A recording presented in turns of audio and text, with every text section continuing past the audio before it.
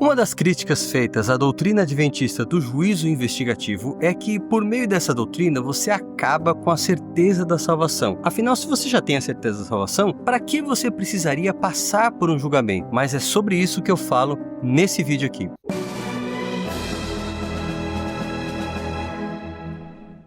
Se você não conhece nada do nosso canal, seja muito bem-vindo a várias playlists e também vídeos mais recentes que você pode usar para conhecer o nosso trabalho aqui no YouTube. Se você já é um visitante recorrente, eu aconselho você a se inscrever. Assim, você sempre ficará informado todas as vezes que vier um conteúdo novo por aqui. E olha que toda semana tem pelo menos um vídeo aqui no nosso canal. E algumas semanas também que a gente até passa um pouquinho e chega a produzir 2 vídeos. Então acompanhe de perto toda essa produção. Se você já é um inscrito, não se esqueça, compartilhe esse vídeo porque isso ajuda demais o nosso canal e fortalece o trabalho que a gente desenvolve por aqui. Por falar em fortalecer, seja inscrito, visitante recorrente, não importa. A gente sempre pede a mesma coisa. Deixe o seu like, porque essa é uma maneira que você apoia o nosso trabalho e permite também que ele chegue a mais pessoas. Uma coisa muito importante também é você acompanhar os desafios que a Igreja Adventista enfrenta nos dias de hoje. No mundo digital, com tanta informação sendo disseminada, como manter a nossa fé diante de tantas coisas que se tornaram líquidas? É disso que eu falo no meu livro Adventismo para uma Nova Geração. Ele é escrito em uma forma dinâmica, são mais de 40 capítulos, com 200 páginas, enfim, um livro para você ler e degustar e entender qual é de fato a mensagem que nós temos e como manter a identidade profética com tantos desafios da era digital. O link do vídeo está aqui na descrição, ele está em oferta especial, adquira o quanto antes e você vai ser beneficiado por esse e-book que chega instantaneamente para você assim que você o adquire. Não perca essa oportunidade. Mas vamos falar então desse tema a respeito do juízo investigativo e há vários vídeos aqui no canal onde eu falo sobre esse tema. Então, se você quiser saber mais sobre isso, acompanhe esses vídeos e algumas recomendações vão ficar também no final desse vídeo aqui. O que é a tal da certeza da salvação? É importante a gente entender que essa certeza da salvação muitas vezes é relacionada por diversos cristãos como sendo algo que é produto da obra de Cristo. Então, se eu tenho uma experiência com Cristo, naturalmente eu vou ter a tal certeza da salvação. Eu vou estar certo de que o meu Salvador completou o seu trabalho e que, portanto, eu me encontro verdadeiramente salvo. E muitos textos bíblicos são usados para reforçar essa ideia, para apoiá-la. E a verdade é que para cada doutrina evangélica, existe sim um número de textos que são usados, muitas vezes segundo o método texto-prova, onde você meio que caça versículos para apoiar uma ideia avulsa, independente se esses versículos, dentro do seu contexto, querem expressar ou não aquela mesma ideia. Então é uma forma meio perigosa de você abordar a Bíblia. A gente tem que usar os versículos bíblicos com muito cuidado. Então, independente do número de versículos que alguém utilize para provar uma ideia, é sempre bom a gente averiguar se essa ideia verdadeiramente corresponde a esses textos ou é simplesmente uma questão de interpretação da própria pessoa ou, quem sabe, aí de uma denominação cristã inteira. É verdade que muitas traduções cristãs construíram suas doutrinas com bases que não se acham nos textos bíblicos. E muitos textos que são usados para defender essas doutrinas, na verdade, são fortemente distorcidos, deslocados do seu contexto, reinterpretados, tudo para favorecer uma ideia já previamente estabelecida, independente daquilo que a Bíblia realmente afirma. Mas essa certeza da salvação é a ideia de que alguém que foi salvo por Cristo vai se manter salvo até o final. Basicamente, esse conceito vem da tradição dos reformadores magisteriais. Especialmente os reformados, ou seja, a ala calvinista, é que deu uma ênfase muito grande a essa ideia. Mas isso não nasce nessa época não, pelo contrário. A gente tem Agostinho de Hipona, um bispo católico numa região da África, que já defendia esse mesmo conceito séculos antes dos reformadores. Inclusive, Agostinho tem um livro chamado A Perseverança dos Santos, onde ele advoga que Deus dá aos seus eleitos o dom da perseverança e que eles não podem se afastar da verdade do compromisso com a palavra de Deus. Uma vez que uma pessoa é eleita pela graça de Deus, isso implica em algumas coisas. Primeiro, que Deus deu graça para que ela acreditasse. Ela já estava escolhida, predestinada para crer. Portanto, não são todos os que creem. Não é uma questão do livre-arbítrio, não é uma escolha da pessoa. Trata-se, portanto, de uma escolha divina. Deus escolheu a quem salvar dentro dessa mentalidade. Que viagem é essa, velho? E que, portanto, essas pessoas, elas não têm outra alternativa a não ser corresponder à fé que lhes é dada como um dom. Elas exercem essa fé e, portanto, são naturalmente salvas. E uma vez que elas são salvas, elas também recebem esse segundo dom, que é o dom da perseverança, ou seja, o dom de não desistir do caminho de Cristo e, portanto, perseverar até o fim. Se alguém desiste, a gente entende, dentro da perspectiva reformada e também dentro da proposta de Agostinho, que essa pessoa nunca foi eleita e que, portanto, nunca teve uma experiência real com Cristo. Quando a gente pensa, então, nesse conceito de certeza da salvação, a gente está excluindo a liberdade da vontade humana. Ela simplesmente não está em jogo, porque todo esse processo é, na verdade, uma determinação divina em favor de algumas pessoas, não de todas, porque são apenas os eleitos que são beneficiados por toda essa atuação do próprio Deus. Portanto, quando a gente olha dentro dessa perspectiva, também é importante notar que o juízo não passa de um certo protocolo, porque ele já foi determinado. Veja, Deus já elegeu pessoas desde a eternidade para serem salvas. Essas pessoas, no devido tempo, receberam a palavra e acreditaram. Também foi dado a elas o dom da perseverança. Então, o juízo é simplesmente algo que já está definido, já é certo que elas serão aprovadas porque já foram eleitas. E, na verdade, esse juízo aí implica mais em castigo para os maus e na aquisição da chamada bem-aventurança, a contemplação eterna dada aos santos. Em outras palavras, o juízo não muda nenhum caso. As pessoas eleitas continuam eleitas e as pessoas condenadas vão ser finalmente condenadas. Então não há nenhum caso de uma pessoa que seja finalmente rejeitada pelo juízo, porque o juízo já estava pré-determinado. E aí você tem várias ideias, mesmo daqueles grupos que não são necessariamente reformados, mas que estão associados com esse conceito básico da certeza da salvação. E aí a gente tem uma expressão muito famosa que é aquela: uma vez salvo, salvo para sempre, implicando que alguém que foi, de fato, escolhido por Deus não vai perder a sua salvação, e o juízo não significaria isso. Mas como é que funciona na teologia adventista? Será que é possível encaixar esse conceito do juízo como apenas um cumprimento de protocolo dentro da perspectiva dos adventistas do sétimo dia? Alguns autores, como Arnold Vallkamp e outros, tentaram promover um juízo dentro desse conceito aí.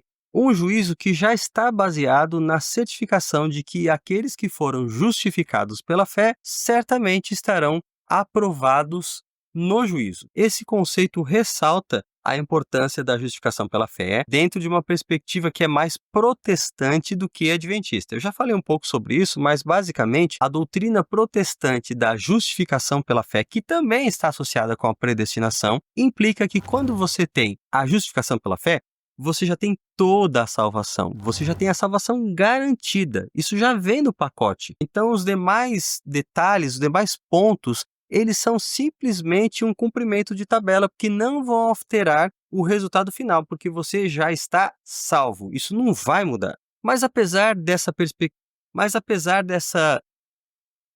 Não consegue, né? Mas a despeito desse entendimento de autores mais contemporâneos, inicialmente os adventistas compreenderam a justificação pela fé como parte do processo de redenção. Não era toda a salvação. Pelo contrário, a justificação pela fé, que depende, dentro da compreensão adventista, da escolha do indivíduo, em cooperação com a graça de Deus que é dada a todos os homens, porque todos têm a oportunidade de serem salvos. A justificação é apenas a entrada nesse processo de salvação. E eu já expliquei aqui em outro vídeo que a justificação pode ser entendida em pelo menos 3 sentidos. A gente tem a justificação como a aceitação inicial do Evangelho de Cristo e, portanto, a entrada na fé, um momento em que a pessoa é perdoada e inicia na vida dela o processo da salvação de forma efetiva. Também a justificação pode ser entendida no sentido muito simples de perdão.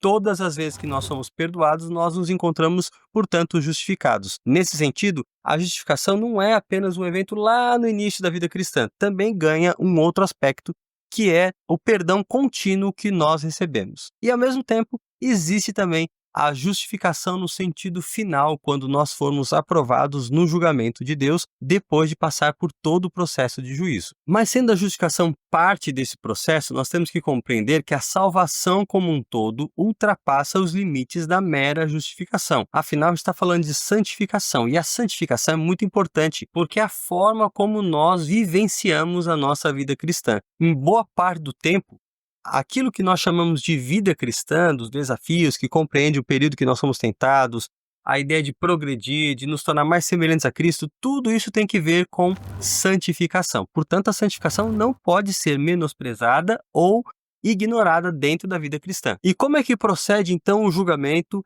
tendo em vista essa complexidade que é o processo de salvação, englobando aí tanto a justificação quanto a santificação? Bom, o julgamento, de acordo com a Bíblia, está baseado nos registros fidedignos que Deus tem. Esses registros são apresentados em Daniel capítulo 7 e também ao longo de toda a Bíblia, com destaque aí para o livro do Apocalipse, como registros feitos em livros. A gente não sabe dizer exatamente se aquilo que se acha no céu são livros, no sentido como nós entendemos a palavra, ou se essa era apenas uma descrição que o autor bíblico, dentro da sua cultura, usou para definir aquilo que estava vendo. Seja como for a tecnologia que o céu utilize, a Bíblia nos apresenta esses registros individuais. E o julgamento começa quando esses registros são comparados com um livro que o Apocalipse denomina de o livro da vida do Cordeiro. Esse livro da vida do Cordeiro, então, é o registro principal que contém todos aqueles que relacionaram-se, tiveram-se uma experiência e entraram em aliança com o Senhor Jesus Cristo. Há um confronto para ver se aquilo que se acha registrado nos livros pessoais é compatível com a declaração de alguém que aceitou a Jesus Cristo. Então, esse julgamento é feito prioritariamente para confirmar a aliança que Deus mantém com o seu povo e para averiguar se esse povo tem sido fiel. Quando eu digo povo, eu não estou me referindo a uma fidelidade apenas coletiva. Não, porque o julgamento ele passa nome por nome, o que significa que todas as pessoas serão julgadas. Paulo mesmo assevera que todos nós devemos comparecer perante o tribunal de Cristo e cada um terá de dar conta de si mesmo pela fé. Dá para perceber, portanto, que se o julgamento é individual e nem todos estão preparados, um dos objetivos dele é garantir a purificação do povo de Deus. Afinal, todos aqueles indivíduos que têm um compromisso apenas formal, mas não íntimo de coração, aqueles que não têm, pela sua vida, correspondido aos mandamentos de Deus, serão, portanto, rejeitados. Então, a salvação passa a depender das nossas escolhas e da nossa correspondência com a graça de Cristo. A salvação depende dessa interação entre a vontade humana e a vontade divina. A vontade divina é soberana e ela é expressa por meio daquilo que foi revelado na Bíblia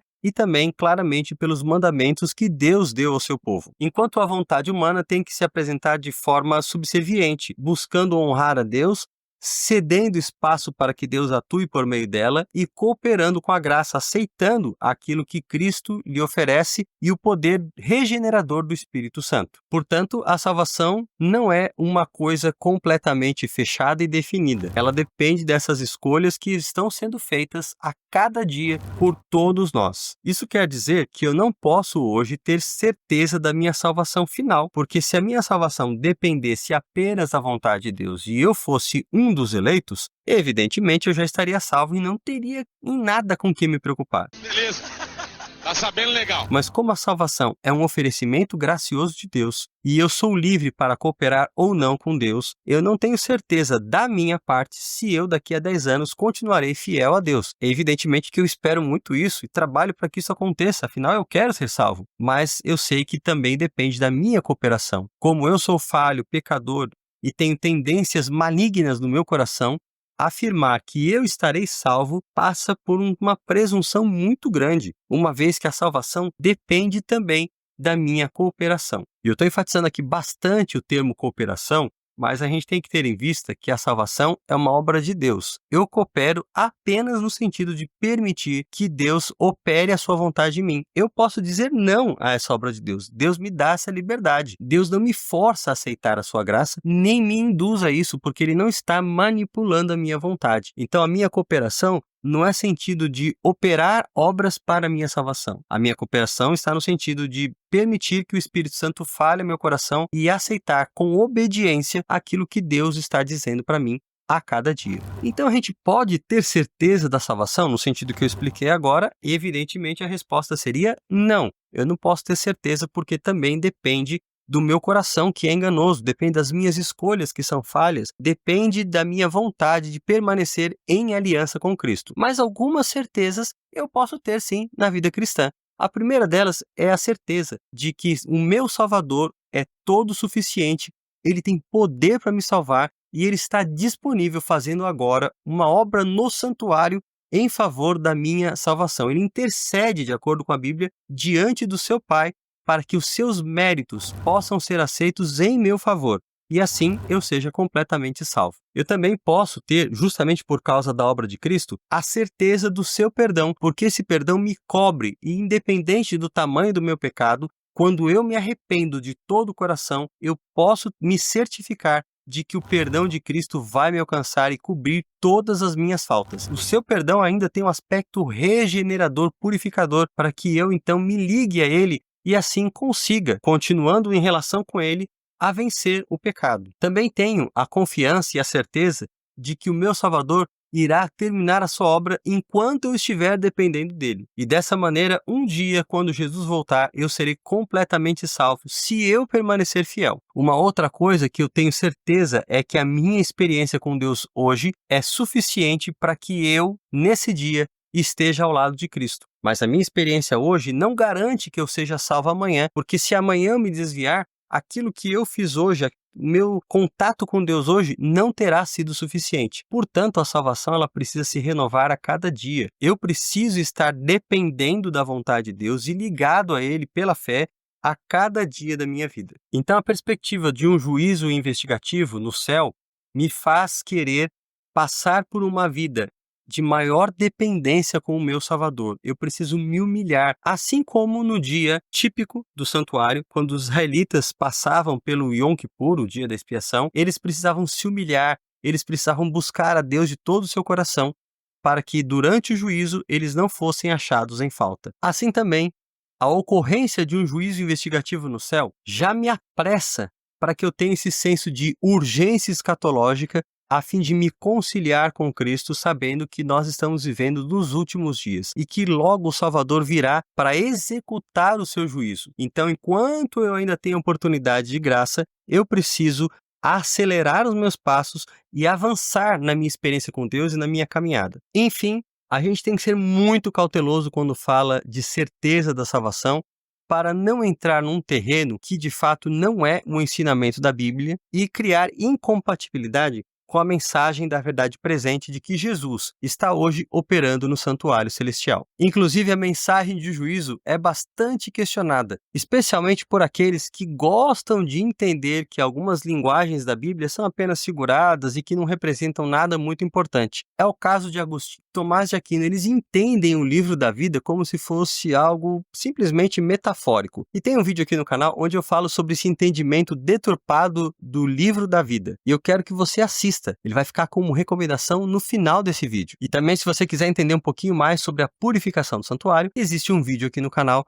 onde eu falo em mais detalhes sobre isso. Assista uma dessas duas recomendações, ou até mesmo as duas, e você vai continuar ajudando aqui o nosso canal a crescer e se desenvolver. Deus abençoe você, não se esqueça do like nesse vídeo, um forte abraço, Deus abençoe você. Às vezes em meu coração começo a questionar, porque o meu caminho é difícil de trilhar, mas Jesus, meu Salvador, por essa estrada caminhou, sua vida entregou, salvou-me com amor.